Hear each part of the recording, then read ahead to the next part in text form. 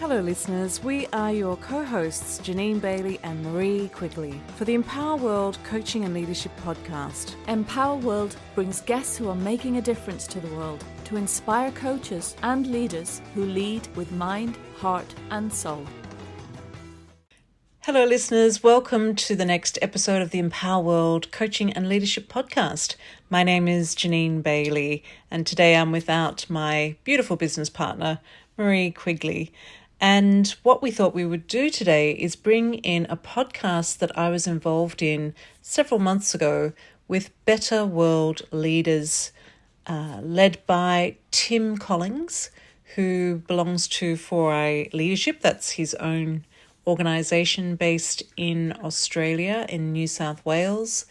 And he and I have been talking together for some time. We met through the Coaching Climate Alliance, the wonderful Coaching Climate Alliance that was started by Josie McLean and Eve Turner and the lovely Alison Wybrow, who unfortunately and sadly left us last year. But wow, what a legacy she has created and is still flourishing and expanding. So if you're interested in supporting climate change, please do have a look at the Coaching Climate Alliance, the Climate Coaching Alliance, or CCA. And if you just Google that, you'll find lots of information, lots of resources, free resources to support coaches who want to work with people, teams, organizations to support sustainable change. Well, Tim and I, we've known each other for quite a few years now, and he's also met Marie online, of course, during COVID. And part of the 4i team or associates of coaches is also Susan Glendenning, also a wonderful woman and coach, professional coach, who, like Tim and I, are passionate about supporting sustainable climate change.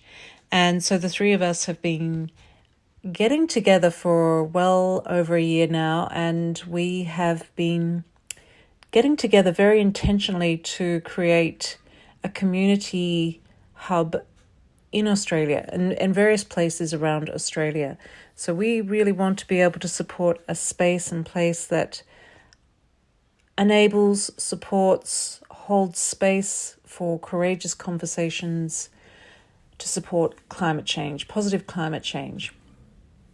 And we know that there are many organisations who are starting to come to terms with the fact that they've perhaps or will have to create changes in the ways that they do things. So, and it is a journey.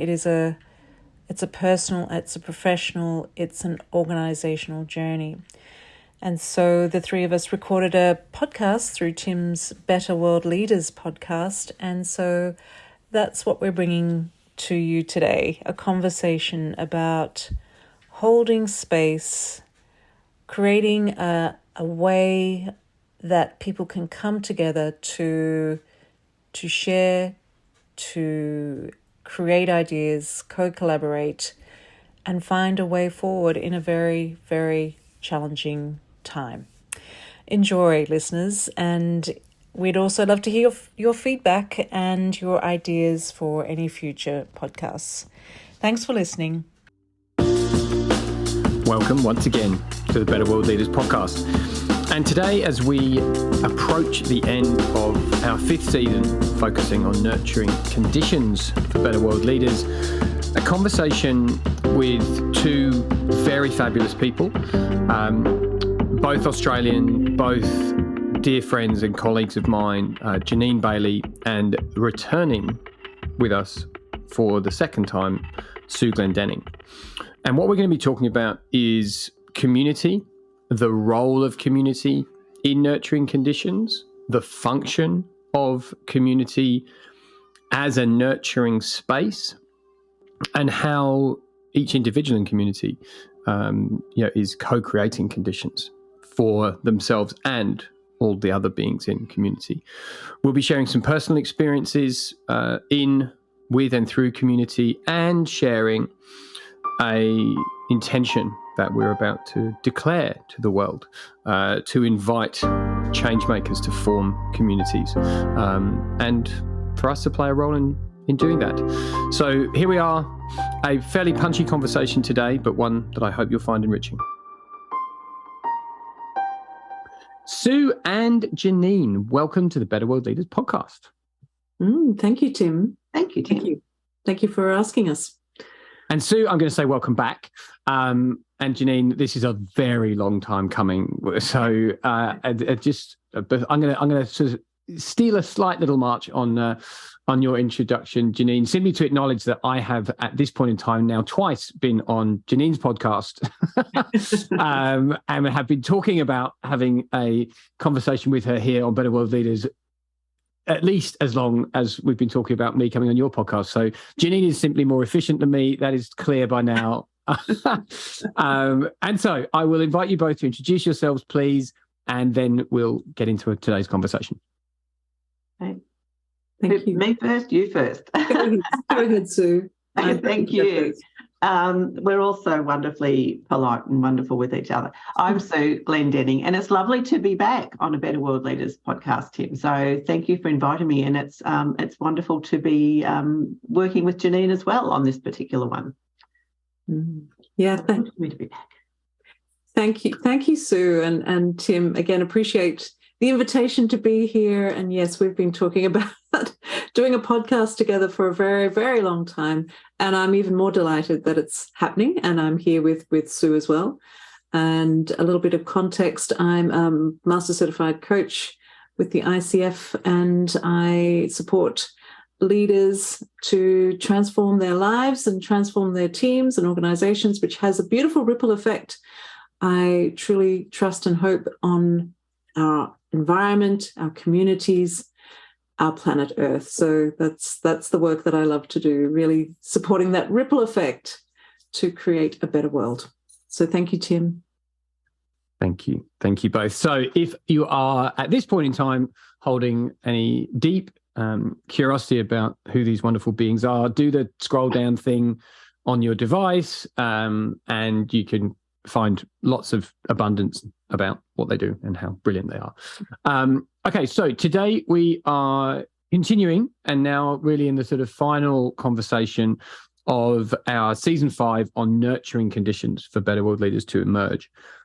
And what the three of us would like to talk about is the, I don't know, like crucible, compound, sort of convening of communities as places and spaces for that nurturing to happen collectively. We've all sort of had our own journeys, sort of within and with through community. So we're going to share some of those here. And the reason that there's three of us here is that we have been working on something as a way of inviting new communities of emergence and new ways of leading to come together. So we're going to talk a little bit about that when we get to the end. But right now, where do we begin? Like, who wants to sort of pick up the speaking piece first and talk about why nurturing communities is so needed? I can come. Oh, go ahead. Go ahead. Great, thank you. Aren't we polite? Wonderful. And I guess I'm just picking up from what I was sharing last about certainly the work that I do, which is supporting leaders. But a lot of the work that I do is also training people to become professional coaches. So there's a lot of group work that I do, team coaching, as well as facilitating things like the Climate Coaching Alliance, which we are all part of. So facilitating conversations with many in the group. So our role as coaches is that we're supporting the people that we work with, whether it be individuals or groups, to create new perspectives and to create a safe place into which people can be vulnerable, courageous, and share what is coming up for them with that holding of space to support a dialogue that allows emergent awareness, more conscious awareness, and through that, just again, inviting that conversation to keep opening up to, I'm moving my hands and opening them up, if you're not seeing me, to, again, bring in new thoughts, expand awareness to create outcomes that are going to be good, ecological outcomes, which are going to be good for us as individuals, as a group, and the system that we're working within, to have that ripple effect out into the bigger system, the wider system. So ecological in terms of being good for everybody that's involved. And so, I really truly appreciate that that's the work that each of us do. We are holding that space to let whatever needs to come in to happen. And so it's about allowing those things that are difficult, challenging, to come out with the aim to supporting what's the learning here, what's the wisdom that is underneath what is brought into the spaces that we are holding as coaches, as leaders, as facilitators, as conveners. And so that's a lot of the work that I find myself doing in terms of training coaches. It's, again, holding the space to open up what's emerging, but also in the other work that I do with organizations and the work that we do as a group here with the Climate Coaching Alliance. So that's what's coming up for me as you first invite us, Tim, to share. I think a lot of the work, the powerful work we do, is, again, holding that space to bring communities together, to discover, to, again, be able to acknowledge, appreciate, and share what is coming up within those groups, to, again, identify just the most simplest of things, or the most powerful of things, to support us as a human race, essentially, at the end of the day. And I'm going to bottom line myself here. Sue. That was wonderful. Excuse me. Thank you, Jeanine. And I think for me, while you were speaking, it brought to mind the fact that there's my own personal journey within this. So whilst, we do share that work of helping others and nurturing them, and that expanded awareness of what's possible, and looking at what is possible for them, and where their journey might take them, I was able to reflect, I guess, on my own journey and look in a little bit, because it's almost quite a selfish feeling, and at the same time a self-full feeling of being able to explore this and nurture this desire that I've had for a very long time to be part of something like this. And when the opportunity came up, and I had that initial discussion with Tim, and he spoke to me about it, it was just like a light going on. You think, this is it. This is what I've been looking for, and this is an opportunity to really expand my work with others, but also to expand my own thinking and explore opportunities. And I think it's sometimes we forget about our own place in that. While we're working with others and helping others, we forget our own place and our own purpose. So, and I think that's what's that's what's important. Once we connect with that, and whilst we're helping others connect, we connect with what's truly important to us, and our purpose and our passion, as we often talk about, and what drives us to create change. Because so many people talk about creating change and making change and coming together, but it's how you make that happen, and encourage people and give them the opportunity to do that.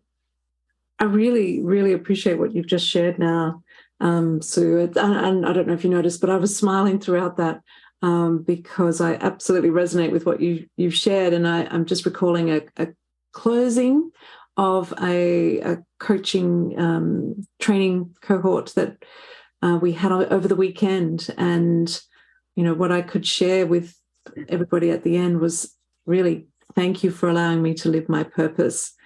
Thank you for allowing me to learn from each and every one of you. It has been such a joy to be part of that, to experience, again, my own expansion, my own personal purpose, values, expansion. So I really appreciate what you've shared just now. Thank you. Oh, what a beginning. I love this. Like, this is just, this has it like this mode, this, this sort of form, like this sort of platform for weaving and combining experiences, and I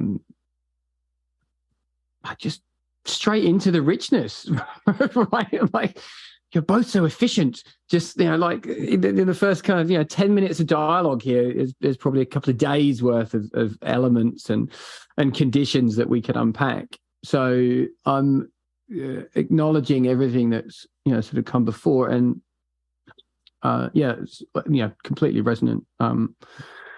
And what's sort of very alive for me is I think this sort of, but what my experience has been in community is really a process of unfolding and refolding. That there's this iterative journey of sort of, the more you show up, the more you sort of are in shared place and or space with beings, the more awareness there comes, first of shared ground and then common ground.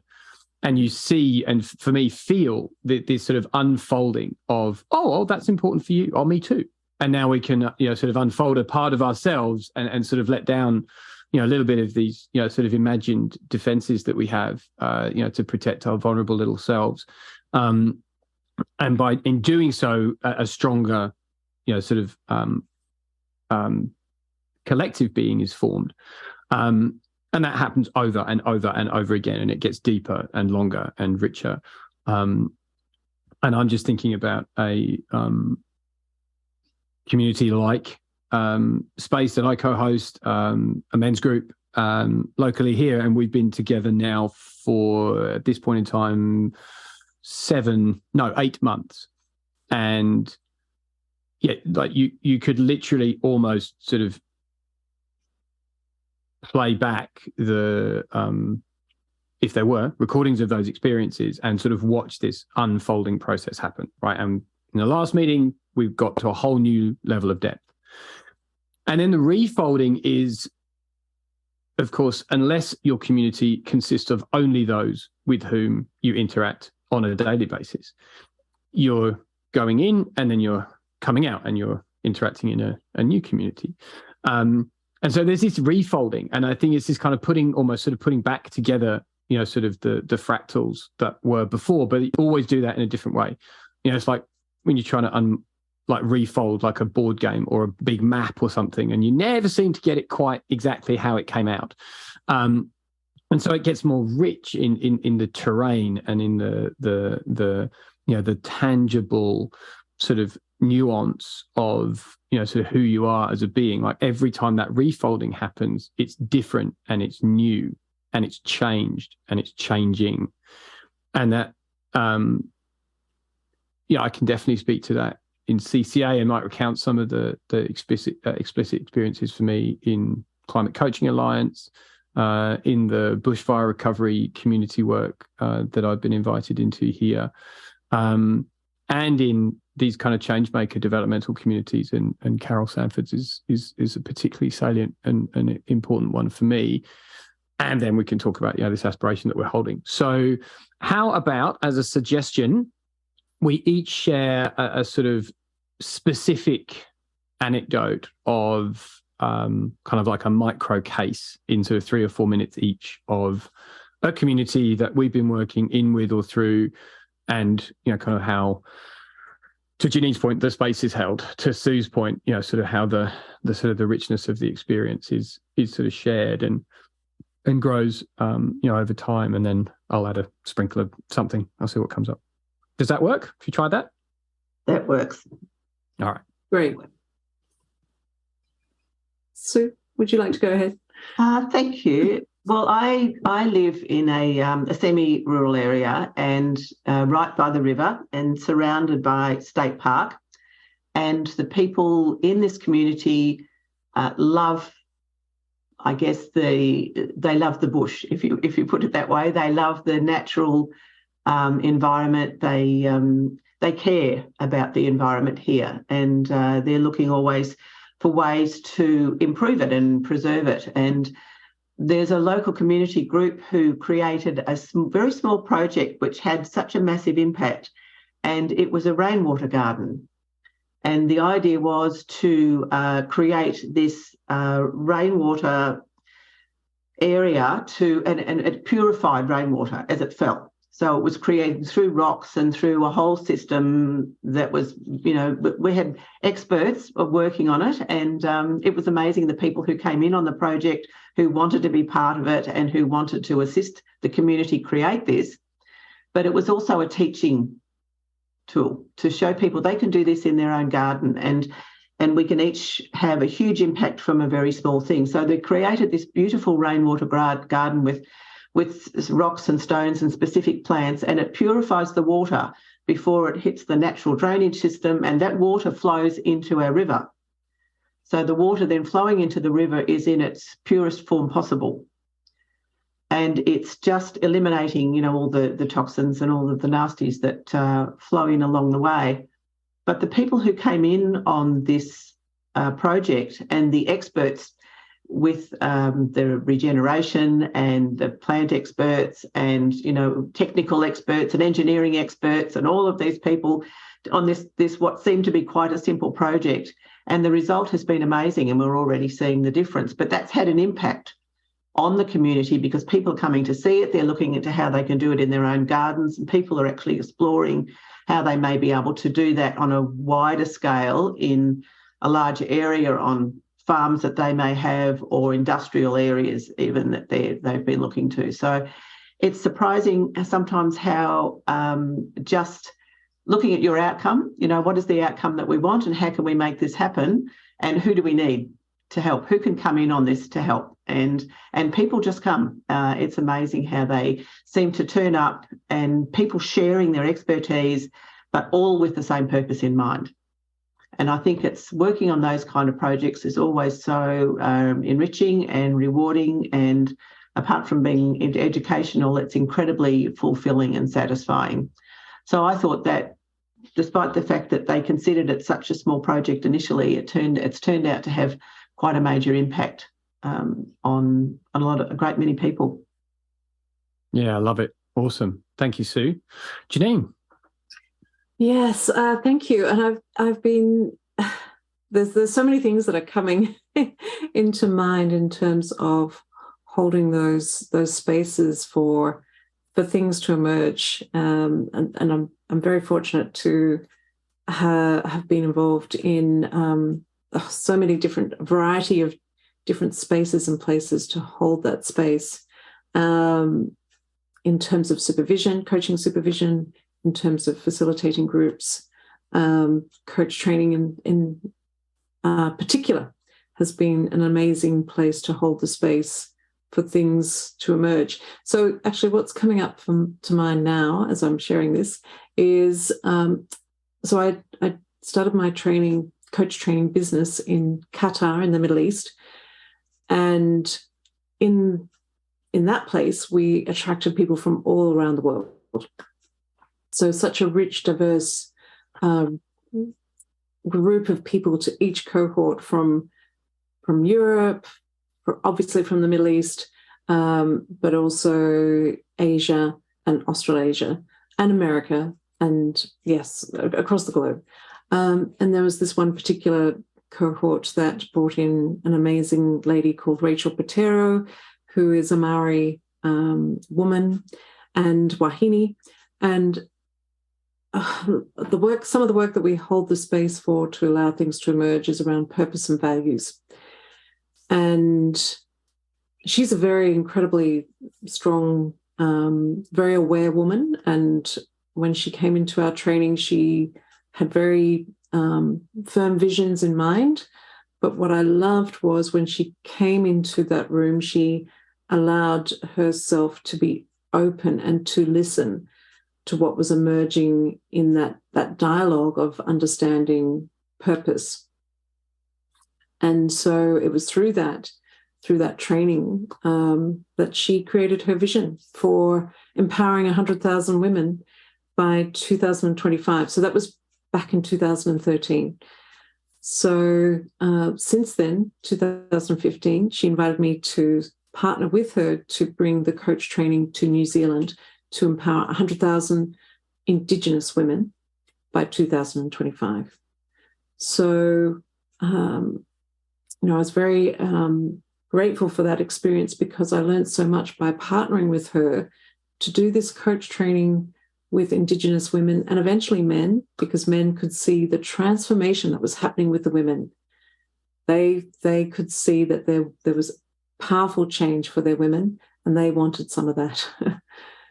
So those training, that training is not about just telling people what to do. It really is opening up the space to allow things to emerge. And so from that trickle effect from back in the Middle East, with Rachel being so open and ready to open up her heart, her mind, her soul to what else was possible, has led to an amazing movement in New Zealand to support Indigenous women now across the globe. So Chile, Canada, Pacifica, Australian Aboriginals, and more, who have been invited to come into her space with my support for many years up until this year, to allow things to emerge. And one of those other things that emerged was the ability to self-determine, be self-determined. And so that has led to me exiting out of that this year, which in many ways is challenging, because I learned so much through that incredible dialogue and wisdom of what these ladies and men were sharing in those spaces. I learned so much about our land, our skies, our seas, and that spiritual element to what they bring. So I'm also hearing Batman, my cat, calling and crying out and saying, yes, that's an amazing opportunity that has happened for you, Jeanine. So I'm going to mute myself. But again, I really thank Rachel and all of the women and men who, again, brought in this beautiful, rich dialogue into our conversations that allowed things to emerge. So there's so many more things that are happening over there. So much more support for the Indigenous people, because people have, brought their wisdom together.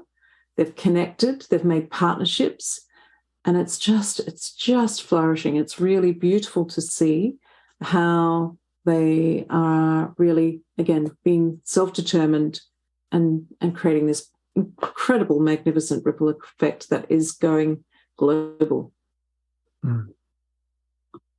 Yeah, well, thanks, Jeanine. And hello, Batman. I'm a little bit conflicted by my own self-imposed time constraints, but that is the reality. So, because there's three quite different and yet aligned examples that I would want to offer. So one, just in terms of like the lightness of the framework, through which a space is held, and the relatively brief, sort of passing of a space, how quickly sort of community can be formed and dispersed. Not long after the bushfires, I was invited to an active Hope Circle being hosted by Alice Howard-Weiss, who's a previous guest on this podcast twice now. And as I recall, I think it was a 3-hour session. And the substance from a content perspective was one question. Like the active Hope Circle is opened with one calling question, and then it's kind of whatever emerges. Like, yes, there's some very light structure and kind of a tidal flow of very intimate small groups and broader collective sense making, but it's a very, very light frame, and it really is all about the deftness of how that space is held, to your point again, Jeanine. Another one, this extremely generative, transformative, overused word, but a very, very appropriate one here. Journey in a developmental community, hosted and co-created with Carol Sanford.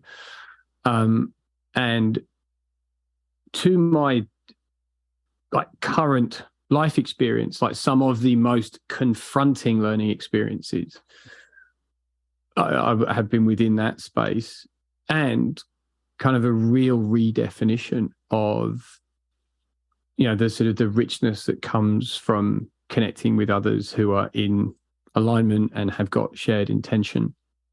And yeah, I'm going to be talking a lot more about the impact that Carol's had on me, and sharing a conversation which is now been recorded a couple of months ago in the next season. So I'll just rest that there. But the one that's most alive for me right now is experiences in Circle in bushfire recovery. And in particular in Cobargo, which is this small town on the New South Wales south coast that was really significantly impacted in the Black Summer bushfires here.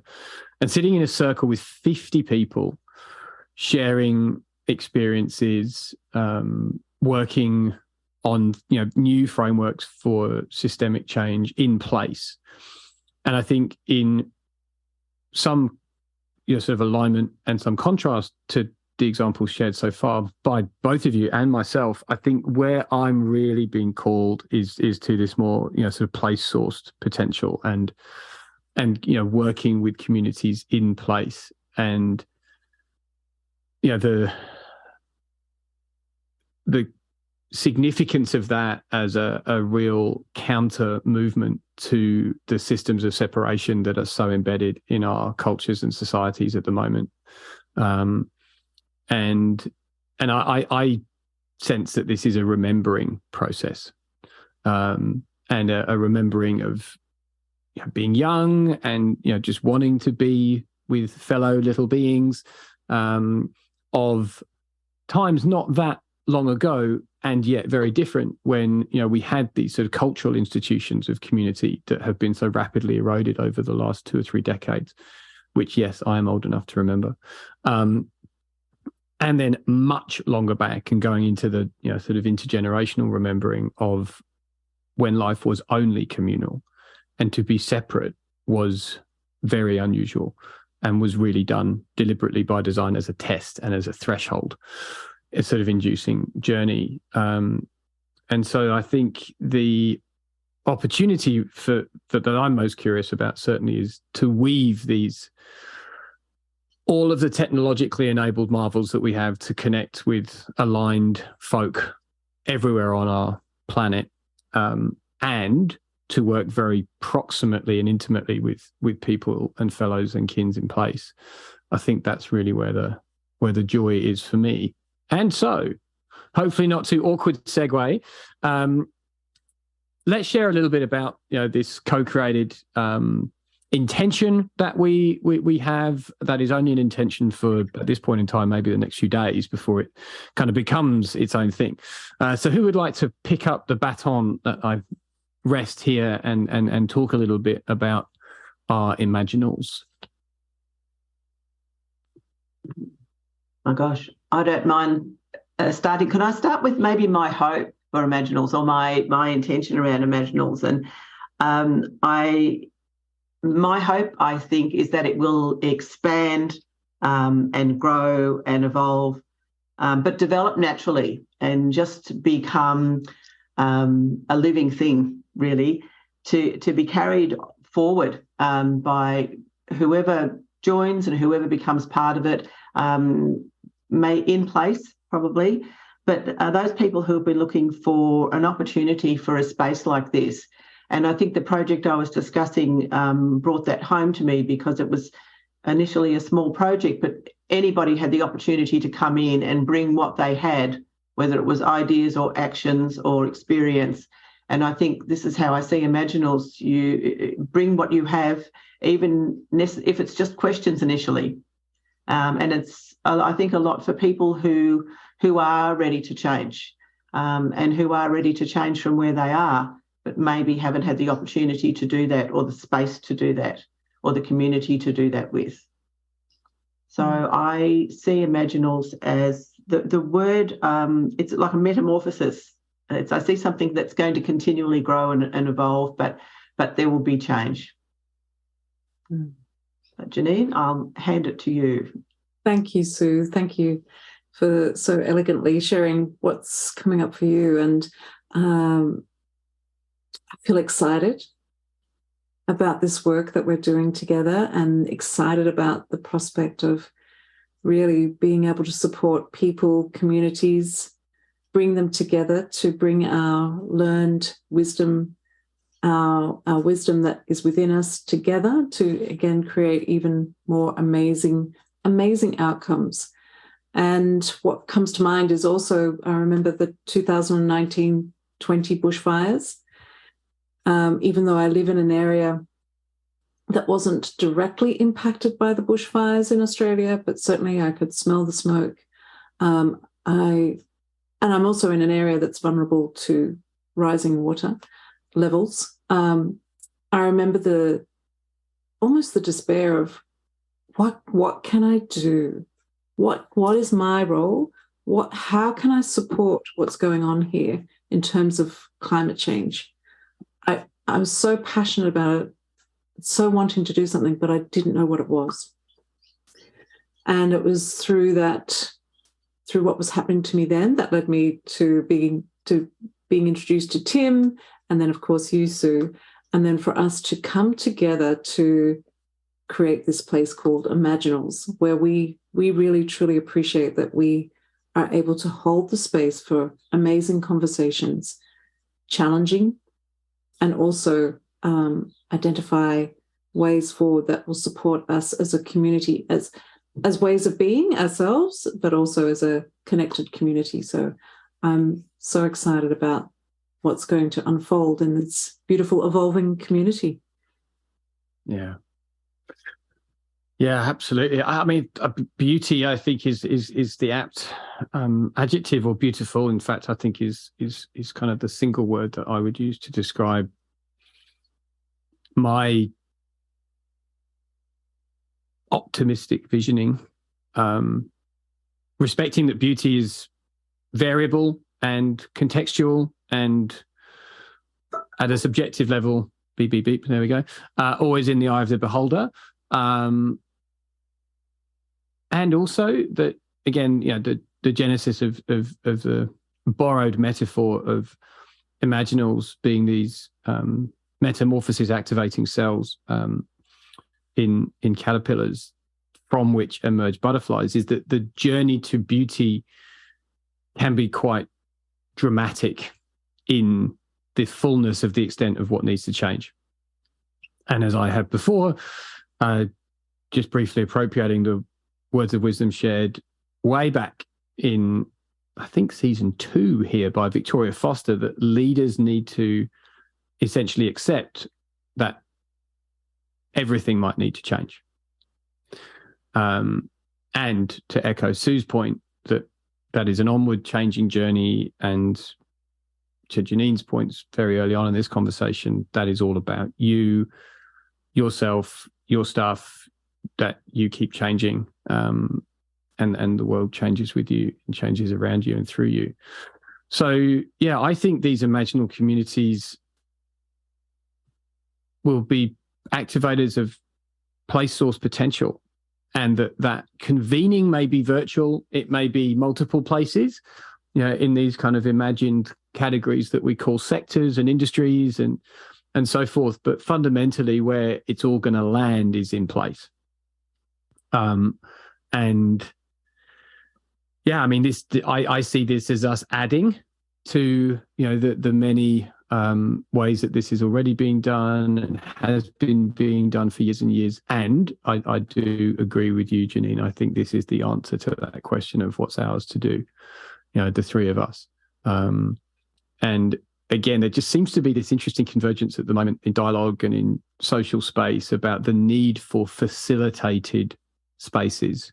And that, again, whether you don't like the word facilitation and you love the word coach, or you don't like the word coach and you want to be a resource or a guide or a nurturer or a custodian, right? Like, the way that I internalize it is, holding space for change to occur at every level, right? So whatever kind of pronoun you want to use to describe that, then, that's yours to hold. But So hope, dreams, aspirational visions, that's what Imaginable Communities is all about. Showing up, doing the work, changing from where you are, changing yourself to change the system.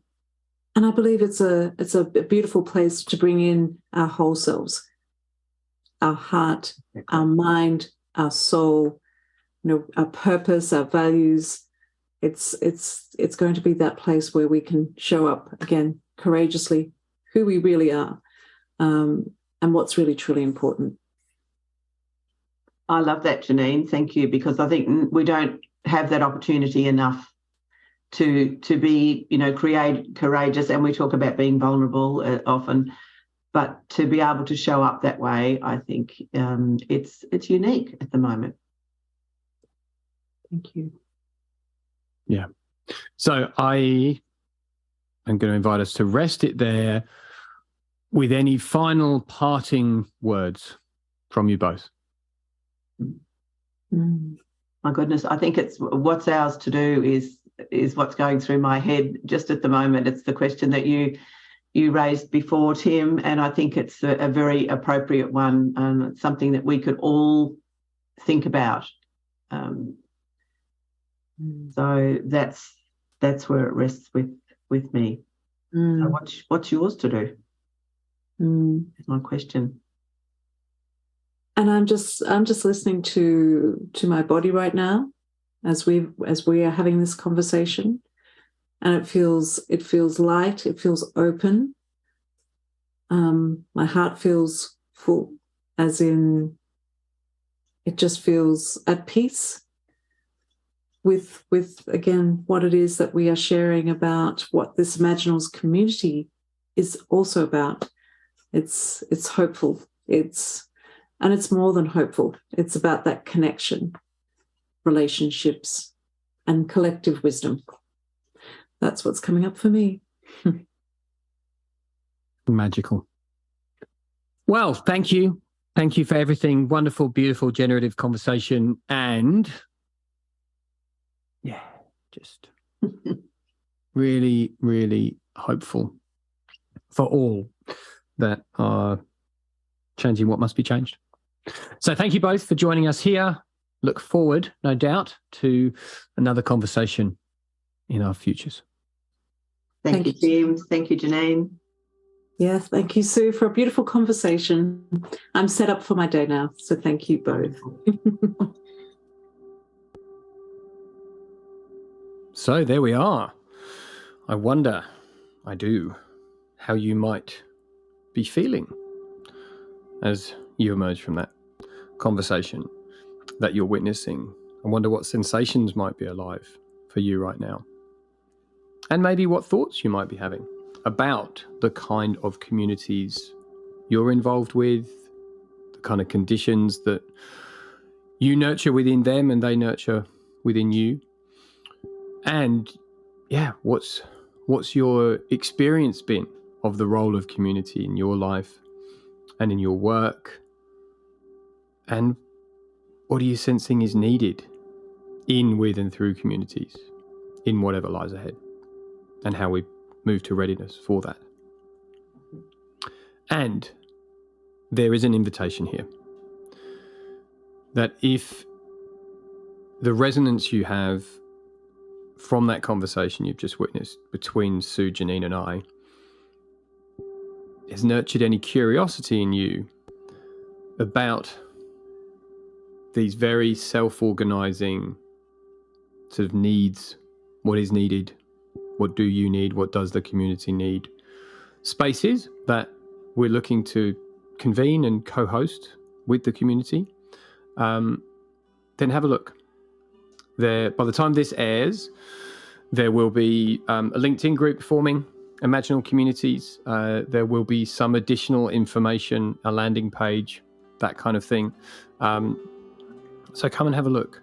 And if you want, you can talk with any or all of us and just share what you're thinking.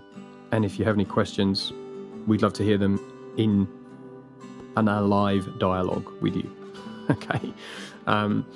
So within all of that, there will be invitations to engage with us through a video platform or a phone, whatever you prefer. So in terms of that invitation, I hope that rests well with you, and I'd love to hear from you. And this season is not yet done. I have the review ahead, and there is a lot to look forward to in the next one. So as always, thank you for your time, your attention, the wonder that you hold for all things wonderful. And I invite you to be well, lead well, and keep on co-creating our better futures. Back soon.